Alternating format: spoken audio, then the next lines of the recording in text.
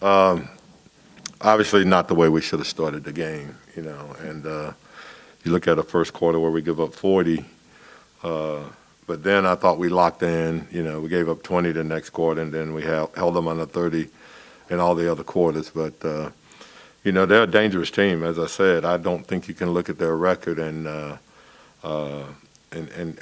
understand what kind of talent they have. I thought Kevin Porter Jr.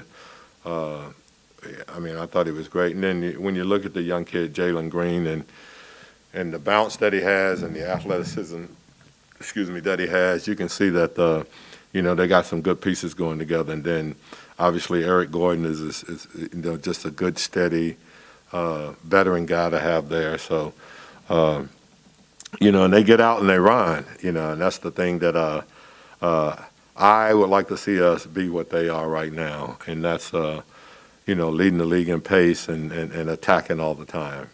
I thought we did a much better job tonight of doing that, but I still think we've got to become consistent. They do it night in and night out. We got to come to the point where we're doing that night in and night out. Alvin, 33 assists tonight. It seems like your team was moving the ball better, lots of running lanes. Did they show some improvement on that? I thought so, and the thing that we talked about in our pregame meeting was that, the one thing, they're very good at attacking, but they also are not very good at defending attacks, So they're first in attacking, and then they're, I think, the 29th or 30th in the league. So we said we have to get the ball to the paint, and we have to be able to score from the paint. We had 60 points in the paint tonight, and a lot of those come from attacking early, trying to be in transition, and then driving and kicking or driving and landing up. Alvin, what do you think of Bagley and just his ability to, around the rim, look like the thumb, the hand didn't really have much to bother him? No, I thought Marvin played well. I thought he did a really good job of finding open spots. When we drove the basketball, and even when we would, drive at baseline and what we call the Nash, where he's driving baseline and circling back. He just found those open holes in the defense and was able to finish at the basket. I thought he shot some really nice shots and had some really nice touch on the ball. It was a season high for Marvin scoring, and his previous high was Wednesday. Is there anything you can point to that's been clicking for him, and how can he build off this week? Well, I just think he's got to continue to be consistent, and there's that word again. I don't think I've ever talked to you guys without using it. But, I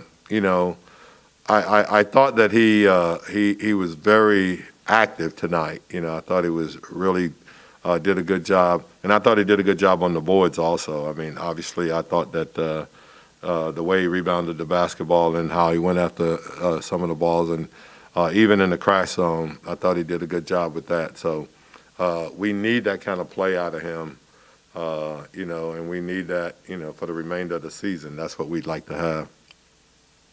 Hey, Coach, you talked about it. You always talk about how you want pace to continue to get quicker and quicker, play like these guys do. What do you think is kind of holding you from getting to that point, and what is the hurdle you need to get past? I don't think we have natural runners, and if you don't have natural runners, it's got to be something that they are very, conscious of every single play. And, we'll do it over a stretch, and then we'll kind of fall back, and then we'll do it over a stretch. I think what you see with them is that they're pretty much doing it all the time. They're the number one team in the league in pace.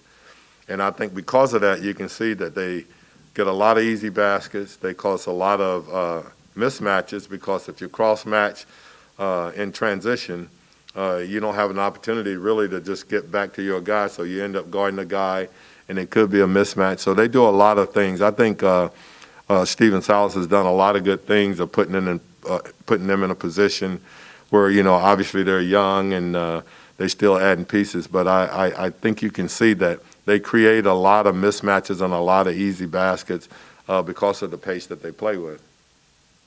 Alvin, we didn't see a lot of Chimezie in the second half. Was there something physically wrong there?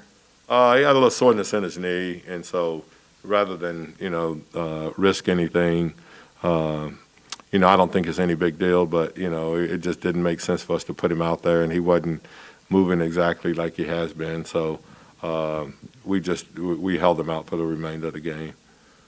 It was one of the more efficient scoring nights from De'Aaron again tonight. When he is scoring efficiently like that, what's the difference in your mind? Well, I think when he's scoring like that, number one, it gives us an opportunity to set our defense. So they're not running off misses, and it's a lot easier to run off misses than it is makes. So when he's that efficient and doing what he did tonight, getting the ball in the paint, then it helps us in all areas really, because like I said, the big thing is that it gives us an opportunity to sprint back and set our defense. Alvin, I know that's kind of a thing just with this season and kind of even last season where it's almost a little common to see opponents in 2 consecutive spans, I guess, even with a day apart like you have here. Is this, for a team that hasn't made the playoffs, do you want them to kind of use this as like some sort of playoff preparation, I guess, or is that a little bit too corny there? I think that's a good question, and that's one of the things that we talked about, that, where you have a day off and you're playing the same team, number one, it's really, really difficult to beat a team twice. It doesn't matter if it's on your court or their court or whatever. So you have to be locked in. You got to be ready for any adjustments that they may make. And then obviously tomorrow we're going to talk about a few adjustments that we'd have to make.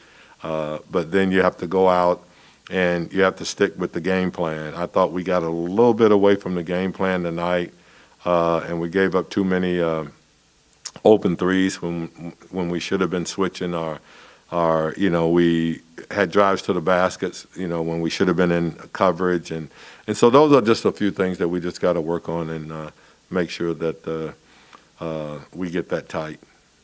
Coach, we got one on Zoom. Brendan, go ahead.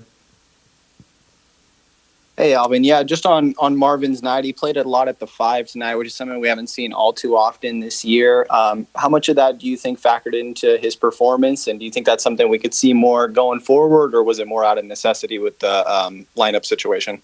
Well, I mean, a lot of it was the lineup situation.